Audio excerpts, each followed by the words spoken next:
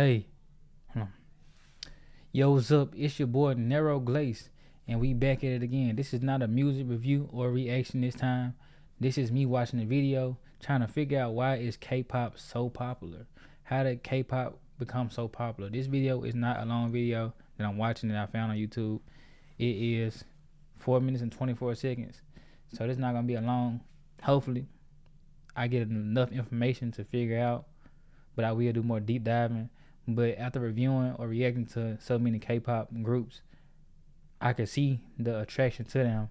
But I want to know if my reasoning is the same as outside opinions on why K-pop has become so popular.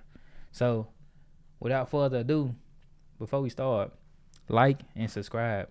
I'm on the road to 2,000. And I appreciate everybody who clicked that button. Thank you. Let's go.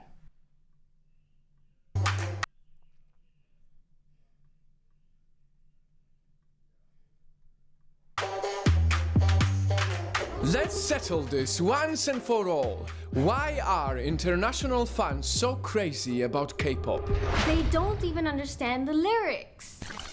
In this video, I will... That is true. I be enjoying the songs and have to turn the caption on every time. Sometimes I don't, and I just be vibing with the. Music is music. If you feel it, music is not something you have to understand. Music is what you feel on the inside. It's how it make you feel. The sound, what images it give you. The words are just a plus if you want to hear the story, but music is the sound gives you a feel. explain what makes K-pop so magical that it took over the world. See, when you say K-pop, you imagine doll-like faces, flawless skin, spectacular outfits, catchy melodies, expert choreography, world... And the reason I think K-pop, before I get into this video deeper, my bad, the video blocking my face. The reason I think K-pop is so popular is because they take the time and train. They're literally handcrafting idols, as they call them. They handcrafting idols. They got a formula, and they sticking to the formula. You feel me? So it's like we get you when you're young, and we gonna train you to become an expert in these fields: singing, dancing, writing, production, and how to be well media trained. And once you got that, and then you put in a group, and it's on like a few big labels. We find something that work, we just writing it, or we teach y'all how to write, or y'all just talented at writing. Once we get that going, hey, and then we market you guys up. We create your image. Like I said, the doll-like faces. You need to look perfect. We need people to want to be like you. Like it's a great formula, and it's showing to be working. Glace Productions, fans fell in love with perfection. Because in South Korea, even guys put on makeup, dye their hair, or wear feminine clothes. But more importantly, they're also not afraid to cry, hug, or be sweet to each other. And they show their humility, and like I said, it's different than a Western culture. They see Western culture like America as more, what they say, toxic masculinity, where you can't hug the next man and show him so much emotion, or you're a certain way. So people like the humility and realness and the acceptability to do things that in other parts of the world you would be condemned for doing. K-pop fans are charmed by that type of bromance. Their definition of masculinity is far from the macho image boys were taught to be. And that is just one of many reasons why South Korean artists have been making music history. From Wonder Girls, Psy, Super Junior, and Girls' Generation to this generation's Twice. Blackpink. BTS. EXO. BTS. Who is EXO? I purple you. BTS hasn't dropped a song in a long time, right? I haven't heard a BTS song, but when I was trying to do research on them, I might drop a video on the research I did on them around the same time I dropped this. But as the research I was doing on them, it seemed like they've been just dropping like solo songs. Like I think it's J-Hope. I saw he had a song with Glorilla, so I've been doing like a lot of solo projects and expanding in that realm, but not, and still touring as a group, but not really dropping like a lot of group songs. But what many people don't know is that none of these happened by luck. It is all a result of intense lifelong training. A lot of K-pop artists took specialized training as early. That's what I was saying. Like this is the result of craftsmanship, like working real hard, training. Like we are hand picking you guys so you can. We hand picking you guys, and it's not like a if you gonna make it, it's a when you gonna make it. Cause you auditioning, so we picking the best of the best out of you guys anyway. So it's increasing the chance with our formula and you guys' hard work and dedication. You have no choice but to make it. And you got the labels behind you, like Bright, Hype, JYP, labels like that, like they pushing hard. As middle school to study how to sing, dance, rap, even how to behave for superstar fame. K-pop trainees are set to practice dances as early as 5 a.m. before they head to their normal school and then go back to studying singing, language or behavior. They do this until midnight when they finally go to sleep, and if they do get lucky, that's only when studios hire them to join a group or get launched as a solo artist. Talk about dedication. It's crazy that they'll pick you. You gonna be a solo artist, or no, you gonna be part of a group. Like this is really crazy. Like it's a real plan, and you gotta be real dedicated to stick to a plan from a young age. But also, it's easy to get started at a young age because you're more and you can be influenced easier. And when you got real good guidance, they can show you a good plan. They can put you on the right path.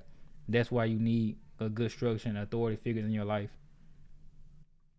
But other than that, there is another reason why K-pop blew up so much. South Korean government made it a priority. It all started after a huge financial crisis hit South Korea in the late 90s. So is he saying that we had to push the entertainment because entertainment bring the dollars, the foreign dollars.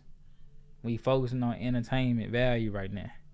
President Kim Dae-jung decided to invest in promoting their culture. Fast forward to this year, South Korea has already built an official department focusing on the Korean wave. And to bring K-pop to people who don't speak a single Korean word? Well, there was a strategy. Most K-pop groups make sure to have at least one member who can speak good English and answer interviews outside South Korea. Their artists use English names. That is crazy. Like, they had to put a whole plan together to how we gonna grasp the hearts and attention of other countries. And what better way to grasp the attention than grasp one of the biggest countries and powerhouses in the consumer market? Because America is a big market for consumption. That's all we do is consume. To be remembered, their songs include English words to make them catchy, and sometimes their whole albums are translated into Japanese just to appeal to that country alone. It is a brilliant business plan. I wonder why Japan though. Like, we speak Korean and we gonna translate something to English, but then we gonna do whole Japanese albums. Why Japanese specifically? K-pop makes such a huge effort to reach as many people as possible that it even reached the most secluded country in the world. Would you believe that 2 years ago, the infamous Kim Jong-un admitted he adjusted his schedule just to watch Red Velvet perform in Pyongyang? Meanwhile, his citizens still risk their lives just to smuggle K-pop items and K-dramas. Through these, they realize how much more to life there is outside of North Korea. That's crazy. So they can't listen to, is it what he's saying is they can't listen to the South Korean music, but Kim Jong is a fan of the South Korean music? Nice fam! This is exactly why international fans are crazy for K-pop. Because it's not just about good music that can bring joy or unity, it's also about an incredible amount of dedication and hard work, a confident approach to being different, or even a brilliant business plan of the government. Truth is, there is much more to it than we think. And that's why I don't see any reason why I shouldn't send all my love and respect to all K-pop fans. This video was like a quick breakdown. I feel like I could have went, not me personally, but I feel like I would have did better with more in depth, because with this video you can already kind of see this just by watching the K-pop. Like, they, you know, using English words, and if you watch interviews, it is always one or two good people who speak very good English. And then I know about the Japanese albums, but we didn't expand on why they're specifically doing Japanese albums, or specifically the. I mean, he did a good job in the 5 minutes. They had a crisis. We gonna focus on pushing the culture, because culture and consumption can equal more dollars if we on the outside. That's cool. I understand all that. But what is it? Is it the like the perfect, like the idolizedness that makes people like K-pop? Like, they're really doing superstar training. They come off as perfect, like they're very nice, they look very good, they excel at everything they do in the media eyes, and also they're very humble too, so they don't give off the jackness, toxic masculinity, because people don't like, for some reason, overly masculine men. So the men are a little softer, pushing, so we can attract people that like that. And also we are very humble, so people want to support us more because we're not, you know, shitting on them or things like that. And also, I think my whole perspective is them being in groups, a lot of groups being pushed, also was helping push the brand, because it's more people to support when it's one group. In America, we transition from groups to solo artists, and we also end up getting more scandals in American music too, because a lot of people aren't media trained no more. Like, we aren't developing talent. People now are just they're popping. It can be a regular person. It can be me right now, make a song and they get hot. I'm not media trained. I didn't do any specialized training. I just used pure talent and got something that popped.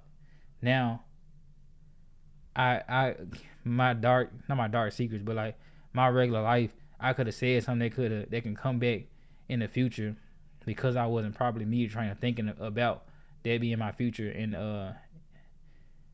I wasn't thinking about becoming famous and things like that. Regular versus they've been trained since 13.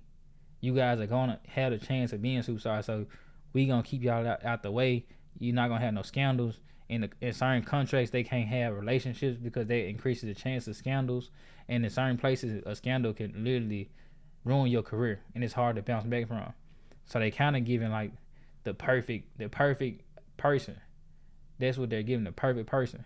We can show our emotions. We're humble. We excel at everything that we try. We put out, and we show that we're still human at the end. So y'all can connect with us more because we're human. We're showing that we're perfect, but also showing that we're imperfect by showing our emotions. Like with Felix from Stray Kids crying on stage, that shows that he's not a robot. He has real emotion. With Han from Stray Kids, they saying having anxiety and things like that. A lot of people have anxiety, so they can relate to that. Oh, he's a real person. You feel me? So it make you connect. They're able to have people connect with them more. Versus sometimes in America,